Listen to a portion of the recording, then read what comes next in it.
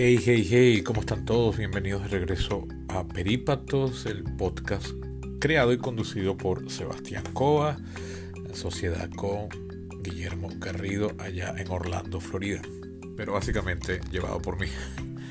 Este capítulo que estoy grabando en Caracas la noche del lunes 4 de diciembre, me costó mucho pensar de qué hablar el día de hoy. Hoy fui a ver la película Napoleón finalmente de Ridley Scott.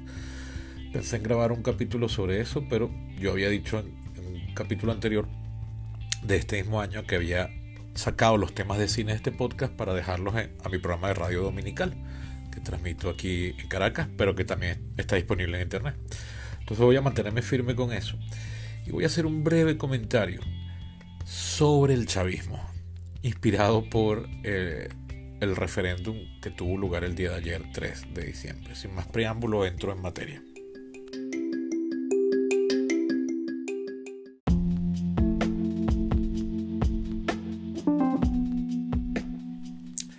Como creo que saben, el día de ayer hubo en Venezuela un referéndum consultivo por el tema del Esequibo. Yo no he pensado hacer un capítulo sobre eso porque, bueno, el chavismo anda en modo pseudo totalitario, deteniendo gente por cosas que tuitea.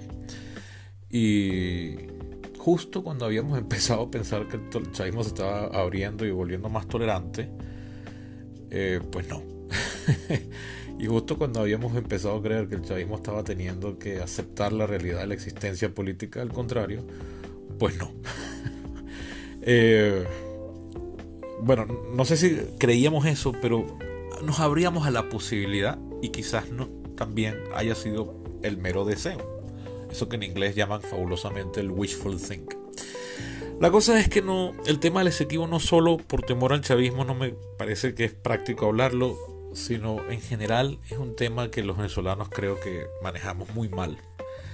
Es un tema inexistente realmente en la conciencia venezolana, pero ahora que el chavismo lo tocó, las reacciones y los comentarios que oí de la inmensa mayoría de la gente a la que pude ver opinando al respecto en redes, tanto gente que sabe del tema como gente que no, que son la mayoría, me parecieron muy, vamos a decirlo de frente, ideológico-patrioteros, un poco desconectados de la realidad y movidos más por una especie de pasión patriótica, salida, veto a saber de dónde.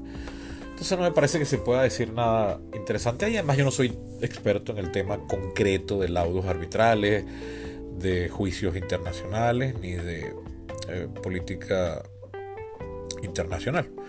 Entonces mejor dejar pasar eso. Pero no puedo dejar de comentar que el chavismo dijo que habían votado más de 10 millones y medio de personas. Y yo ayer tuve que ir a trabajar a la radio, donde tengo un programa de cine que mencioné en la introducción, y después tuve que ir a hacer delivery de sushi, que como ya he dicho en otras ocasiones es mi 15 y último. Pues mi verdadera fuente de ingreso por este año está siendo nada más llevar sushi a domicilio. Y bueno, casualmente el suchero vive a pocos metros de una unidad educativa. No termino de saber si es un colegio o una institución de educación superior, técnica o algo así. La cosa es que era centro electoral y no había absolutamente nadie ahí. Y luego en mi recorrido para llevar sushi no vi absolutamente movimiento alguno de votantes acumulándose en ningún sitio. Básicamente no fue a votar nadie. O sea, sé de personas que fueron a votar, por supuesto. Muchas personas opositoras que conozco y que respeto bastante llamaron a votar. Ok, están en su libertad. Pero la cosa es que entonces salieron a inventar evidentemente un número masivo de votantes, absurdo, que nunca se había llegado en la historia de este país a la cifra de 10 millones. Y no solo se llegó, se pasó. Y hoy, casualmente, regresando de la Universidad Católica, me agarró la cadena de radio y televisión y pude escuchar la presentación oficial de los resultados, como que al presidente. O sea, estaban todos los poderes reunidos y era, por lo que escuchaba, parecía ser Nicolás Maduro el que llevaba la voz ahí, parecía ser el maestro de ceremonia, ¿no? Y daban los números con todo aquel detalle, no solo el número de votantes, el número de votos sí, el número de votos no, el número de votos nulo. Una cosa increíble el detalle. O sea, no solamente decían 10.500.000, decían todos los demás números hasta el último dígito. Y eso me puso a pensar nuevamente en las cosas que hace el chavismo. Y yo había pensado algo, yo lo llegué a decir por mis redes el día de ayer, que yo decía que si el chavismo salía con la gracia de que había sido una participación masiva, y ya para la hora en que lo dije, al final de la tarde, sospechaba que iban a decir eso, pero no algo tan irreal como los números que se sacaron. Yo dije que ya yo había concluido a estas alturas de la historia y de mi vida en este proceso histórico, que cuando el chavismo sale con esas desfachateces tan descaradas como esa, mentir de forma tan absurda e insólitamente abierta, tan desproporcionadamente abierta, yo había concluido que solo lo hacen para molestar, para hacer que los que sabemos que no es verdad, o sea, es como no perdamos la paciencia y nos pongamos mal, nos indignemos. O sea, pongamos por caso, alguien dice, estamos encerrados en un cuarto, y alguien dice, ya es de noche, tarde, y tú le dices, no, es de día. No, es de noche, no es de día, no es de noche. Entonces tú abres una ventana y puedes ver que es de día, está el sol radiante, el sol está en el cenit, son las 12. La temperatura es la temperatura de cuando hay de día, todo lo que sucede alrededor es lo que sucede cuando normalmente es de día y mediodía además. Y la otra persona sigue insistiendo que es de noche. En ese punto ya no es enajenación de la realidad, ya lo está diciendo para hacerlo molestar a uno, creo yo. Entonces yo creo que cuando el chavismo hace una cosa como la que hizo ayer, es simplemente porque les entretiene vernos perder la cordura ante su desfachatada enajenación de la realidad. O sea, ellos saben muy bien lo que pasó, pero les entretiene vernos completamente, ¿qué bolas tienen? ¿A quién engañan? Y despotricando en redes, escupiendo la bilis y todo eso. No me queda más de consideración, no sé, que esa conclusión, pues, porque yo no le hallo sentido alguno. Y esto me lleva a cerrar con un comentario de una frase que a mí me gusta muchísimo, que yo he dado en llamar, no sé si la he usado aquí en este podcast con anterioridad, me disculpan si me estoy repitiendo, pero creo que de todo caso, así lo haya hecho en el pasado, creo que es pertinente decir ahorita. A mí lo que me queda por resolver del chavismo es una duda epistemológica o ontológica, no sé, que yo llamo la paradoja de Haussmann. Haussmann, el famoso economista que llegó a ser ministro de Cordiplan, si no mal no recuerdo, al final del segundo gobierno de Carlos Andrés Pérez, actualmente residente en los Estados Unidos desde hace bastantes años, fue profesor o sigue siendo profesor en Harvard, profesor investigador. Su hija es una famosa ya comediante llamada Joanna Haussmann, la pueden buscar en redes. O sea, es una familia que ya tiene ratos haciendo preservar su nombre, ¿no?, en los anales. Haussmann tiene una frase que yo no se la escuché a él directamente. Yo a él no lo conozco, yo nunca he leído nada escrito por él, no he visto una entrevista de él.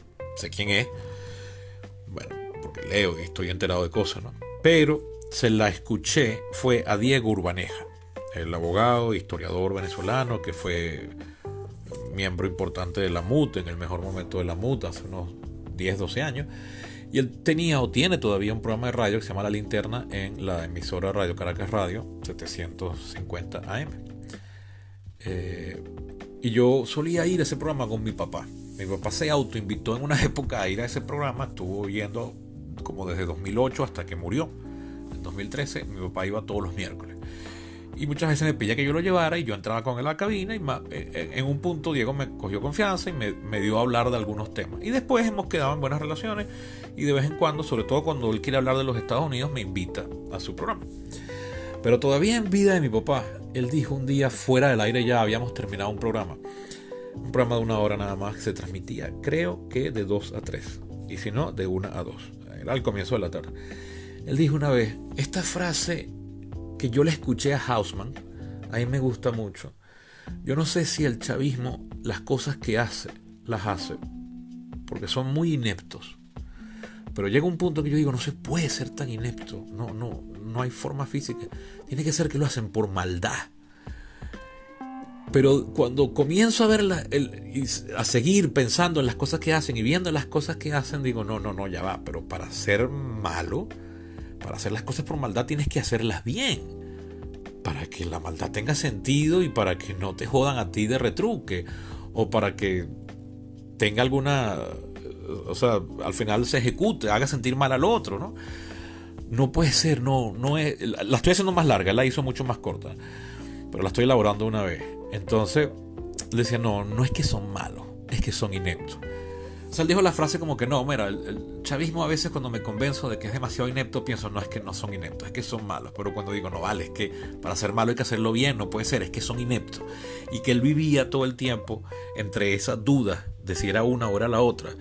Yo escuché esa frase hace más de 10 años y a mí no me ha abandonado la cabeza. Y cada vez que el chavismo hace gracias como la de ayer y hoy, y cuando uno revisa todo su gobierno desde que empezó Chávez el 2 de febrero de 1999, hace 24 años, ya casi van a cumplirse 25, que los he vivido todos porque Chávez juró el cargo 4 días antes de que yo cumpliera 20. Yo no puedo dejar de pensar en esa paradoja que daban llamar paradoja de Hasselhoff. Cuando se la comento a mucha gente me dice, no, son las dos cosas. Me dice, no, son malos. Pero no, le he echado bastante cabeza. Para hacer las cosas por maldad, porque quieres joder al contrario, hay que hacerlas bien. Y el chavismo ha demostrado mucha ineficiencia, incluso haciendo las cosas que hace de maldad. Y ha hecho varias y bastantes maldades, pero créanme, se puede ser mucho más malo que esto. Ahí está Noriega, ¿cómo se llama el de Nicaragua? Daniel Ortega. Noriega era el de Panamá en los 80. Daniel Ortega, que también gobernó en los 80, a mí me parece mucho más eficiente en su maldad que el chavismo. Los mismos dictadores de la historia venezolana, que algunos llegaron a ser, bueno, que son básicamente dos, pero podían ser bastante crueles y eficientes, y uno de ellos estuvo en el poder hasta que se murió de viejo. Y cualquier otro que queramos mencionar, cualquier otro gobierno autoritario. Y ojo, que yo he dicho en el pasado que el chavismo es bastante eficiente en un solo aspecto, en mantenerse en el poder. Pero incluso cuando analizo eso en frío, hay cosas que me hacen decir, coño, ya va, pero es como más lógico hacerlo de esta forma que de esta, ¿no? Y luego cuando veo el desastre que tienen en el país, cómo no han logrado atajar el problema de la inflación, que ya la tienen bajo control en comparación con cómo se llegó a salir de control, pero todavía son de una ineficiencia enorme, todavía tenemos la inflación más alta del planeta, tenemos todavía un alto grado de delincuencia, todavía tenemos una serie de problemas que podrían haber solucionado o sea, que cualquier otro gobierno autoritario ya tendría bajo control. Y no sé, bueno, la cosa es que, o sea, podría entrar en detalles, pero no es lo que quiero traer a colación ahorita. O sea, simplemente quiero plantear la idea y planteárselas a ustedes la duda. Y que le echen cabeza, no me den una respuesta automática e inmediata. No me digan, no, es esto, porque esa es una respuesta que sale de la pasión. En este caso, detestamos el chavismo, o los odiamos, y queremos usar los peores epítetos para con ellos. Entonces vamos a decir que son las dos, o que son unos brutos, o que son malísimos. Pero pensémoslo con frialdad, y es increíble lo ineficiente que son para un montón de cosas, pese a que se han logrado mantener en el poder, incluso restándole un montón de carambolas que no son gracias a ellos. Es increíble que lo hayan logrado, al mismo tiempo dado lo torpe que son para absolutamente todo. Y luego a veces cuando uno dice, bueno, pero en cuanto a maldad, o sea, se podría hacer muchísimo más malo, pero muchísimo más malo. Y mira que lo dice alguien que no los pasa, no los puede ver, yo los detesto. Yo creo que la melancolía está eterna, que no se me quita, es entre otras cosas por el estado de putrefacción en el que está todo a mi alrededor. El hecho de que se me fueron todos los amigos, el hecho de que las cosas aquí no están bien, pues. Pero entonces, o sea, en cuanto a maldad se puede ser mucho más malo. En cuanto a eficacia, no debe ser tan difícil ser un poquitico mejor que esta gente. Pero son de verdad muy torpes. Y Entonces no logro de verdad dilucidar, son tan malos, son muy torpes, ¿qué es lo que son? Entonces bueno, nada, plantearles esa idea, que no combina necesariamente muy bien con lo que dije, con el tema con el que abrí el capítulo, pero en realidad es que cada vez que entro en una duda con el chavismo, vuelvo a esa paradoja. Tengo más de 10 años con eso. Entonces se me mezclan en una sola cosa. Entonces quería aprovechar la oportunidad para planteárselas a ustedes. Y ya, eso era todo por hoy. Me despido, no voy a hacer el último segmento de cierre, solamente les recuerdo que me pueden ayudar siendo patrocinantes de este podcast a través de mi Patreon. Se escribe patreon.com/perípatos. Por solo $1 mensual ayudan bastante. Pueden donar más o... Bien, háganle también llegar esto a quien cree que les puede gustar e interesar. Y coméntenme, díganme ustedes qué piensan en cuanto a esto que yo he dado en llamar la paradoja de Huffman. Ahora sí, hasta la próxima.